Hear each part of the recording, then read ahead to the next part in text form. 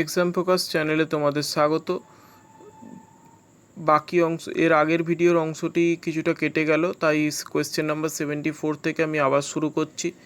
Which one among the following pairs of articles relating to the fundamental rights can not B suspended during the enforcement of emergency under article 359 of the Indian constitution. অর্থাৎ সংবিধানের 359 নং ধারা অনুযায়ী বলা হয়েছে কোন দুটি অধিকার জরুরি অবস্থা জারি করার সময়ও সাসপেন্ড করা যেতে পারে না, সেটা হচ্ছে 20 এবং 21 নং ধারা। এরপরের question, in which of the following কেসে সুপ্রিম কোর্ট হেল্ড দ্যাট, বলছে নিম্নলিখিত কোন কেসে সুপ্রিম কোর্ট বলেছিল fundamental rights enable a man to chalk out his own life in the manner he likes best. যে মৌলিক অধিকার একটি মানুষকে সেই অধিকার বা সেই ক্ষমতা প্রদান করে সে যেভাবে চায় সেইভাবেই তার জীবনকে সাজানোর জন্য। এটা বলা হয়েছিল গোলকনাথ বনাম পাঞ্জাব রাজ্য সরকার মামলায়।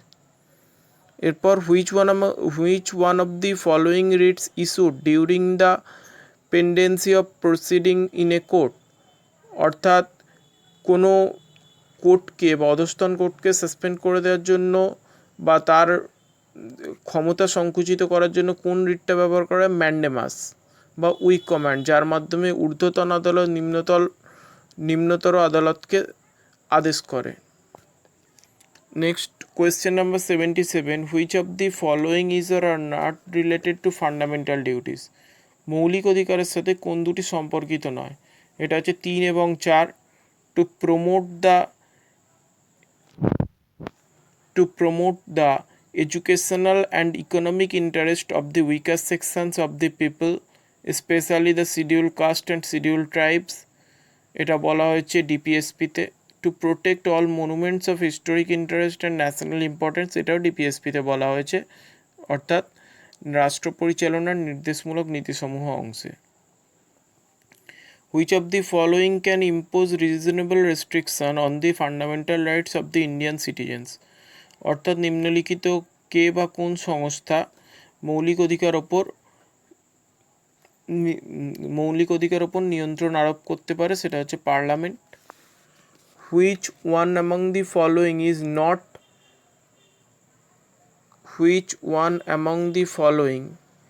is not included in the fundamental rights embodied in the Constitution of India? সেটা কি না রাইট টু ইনফরমেশন, তথ্য জানার অধিকার, এটা মৌলিক অধিকারের তালিকায় নেই, এটা legal right. Next, the acquisition of land and estates by the government for construction of highways and other infrastructure deals with which of the following parts of the constitution? অর্থাৎ জমি অধিগ্রহণ এবং সেগুলি সরকার দ্বারা পরিচালনা, হাইওয়ে তৈরি এবং অন্যান্য গঠনমূলক কাজের জন্য সেগুলি সংবিধানের কোন পার্টে বা কোন একাধিক পার্টে রয়েছে? এটা হবে 2 এবং 4, অর্থাৎ part 4 DPSP directive principal of state পলিসির আর্টিকেল 38-এ রয়েছে, এবং 4 নম্বর statement part 12 finance, property, contracts and suits পার্টে রয়েছে। Next, for violation of which of the following rights an aggrieved person can approach directly supreme court and high courts for their enforcement. বলছে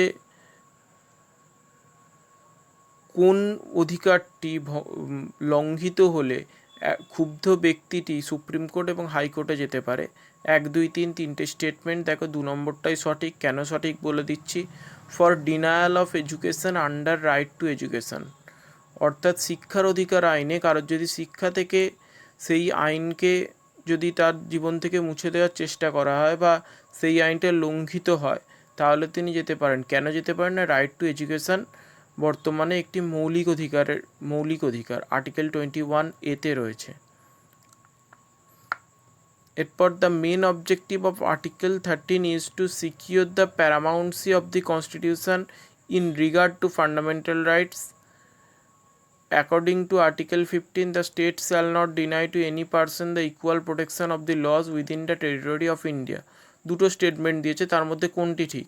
অবশ্যই 1 নম্বরটা ঠিক, অর্থাৎ 13 নম্বর ধারায় আমাদের সংবিধানের শ্রেষ্ঠত্ব বলা হয়েছে মৌলিক অধিকার প্রতিষ্ঠার ক্ষেত্রে। এবং যে 2 নম্বর ধারায় বলা হয়েছে রাষ্ট্র কোনো ব্যক্তির সাথেই অসম আচরণ করবে না, অর্থাৎ আইনের দ্বারা সমস্ত ব্যক্তি সমানভাবে সাহায্য পাবে বা সমানভাবে রক্ষিত হবে, সেটা সংবিধানের 15 নম্বর ধারায় বলা হয়েছে। এরপর which statements is or are not correct regarding the fundamental rights, বলছে মৌলিক অধিকার সম্পর্কে কোন তথ্যটি বা তথ্যগুলি সঠিক নয়।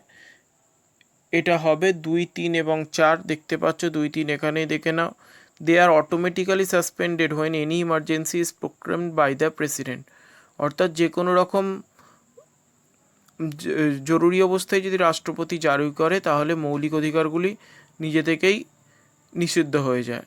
এটা ভুল, কারণ 20 এবং 21 নম্বর মৌলিক অধিকার নিষিদ্ধ হয় না।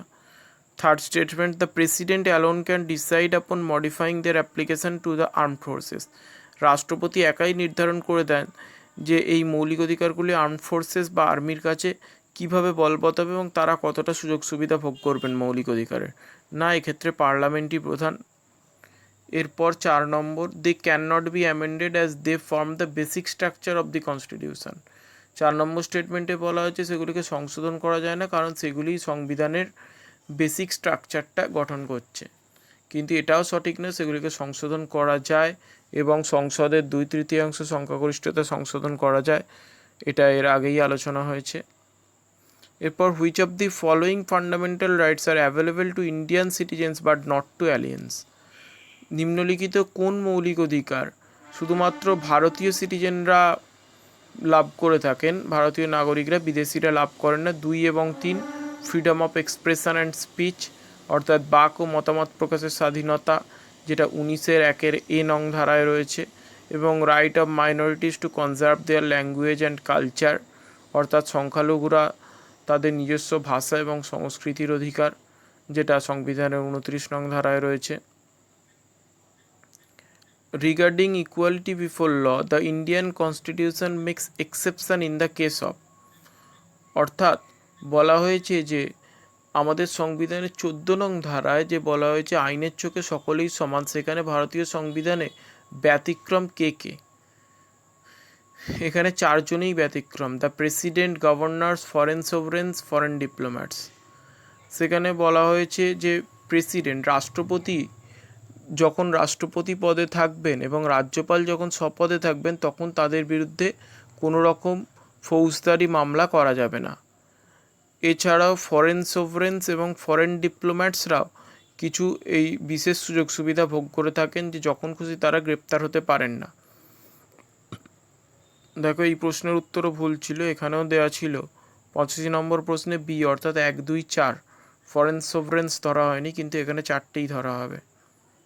Which among the following are not true about censorship of the press, অর্থাৎ গণতন্ত্রের সেন্সরশিপ নিয়ে, গণমাধ্যমের সেন্সরশিপ নিয়ে কোনটি সত্য নয়, সঠিক নয়? 1, 2 এবং 3, it is prohibited by the constitution, না প্রেস বা গণমাধ্যমকে সংবিধান নিষিদ্ধ করতে পারে না।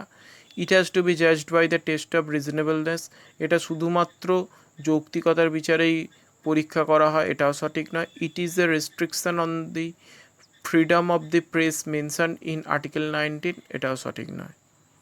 এরপর freedom of speech and expression R restricted in the constitution on the grounds of, অর্থাৎ বাক এবং মতামত প্রকাশের স্বাধীনতাকে সংবিধানে নিষিদ্ধ করা হয়েছে বা নিয়ন্ত্রণ করা হয়েছে কোন কোন ক্ষেত্র থেকে? 1, 2 এবং 4, অর্থাৎ ডিফ্যামেশনের জন্য, কন্টেম্পট অফ কোর্টের জন্য, আদালত অবমাননা, এবং 4 number friendly relations with foreign state, যে অন্যান্য বন্ধুত্বপূর্ণ রাষ্ট্রের সাথে যদি সম্পর্ক থাকে বা সেরকম রাষ্ট্র যাদের সাথে বন্ধুত্বপূর্ণ সম্পর্ক রয়েছে ভারতের।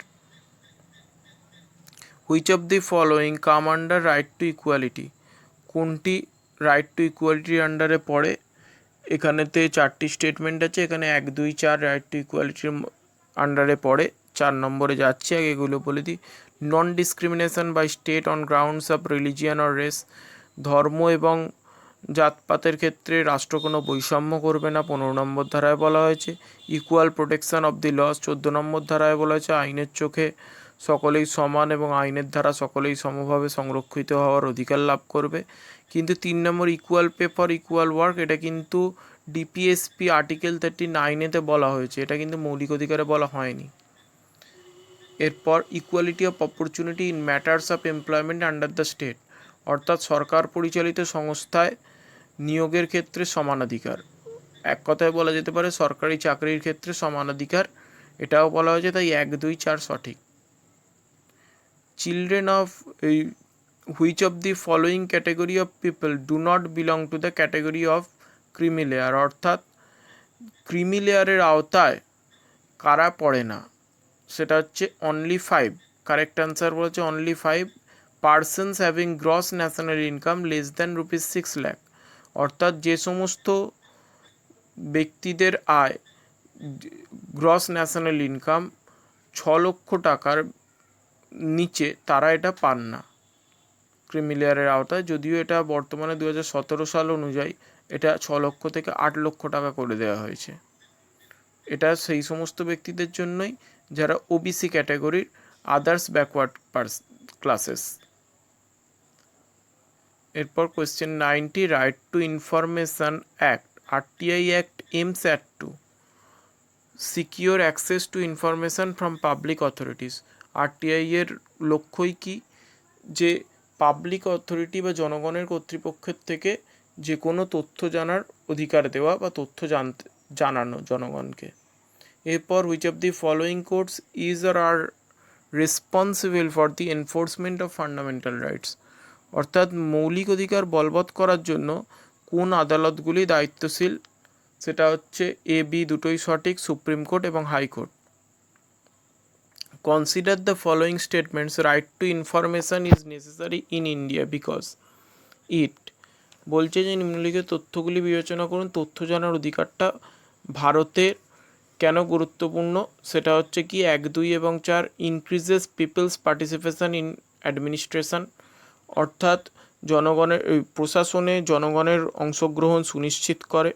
2, makes administration more accountable to people, অর্থাৎ প্রশাসনকে জনগণের কাছে আরও বেশি দায়বদ্ধ করে। এবং 4 number, makes people aware of administrative decision making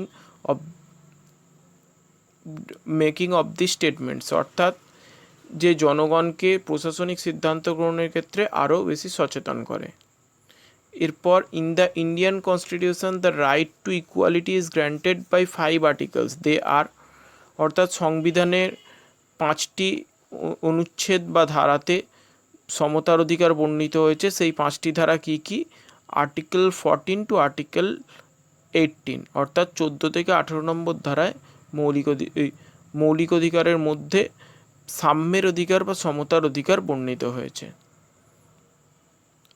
আজকের মতো এই পর্যন্তই এই আলোচনা রইল। সংবিধানের মৌলিক অধিকারের এর পরের অংশে বাকি প্রশ্নগুলোর আলোচনা করব। এগুলো কারোর যদি কোনো বুঝতে অসুবিধা থাকে তাহলে নির্দ্বিধায় আমাকে জানাতে পারো। ওকে, গুড বাই।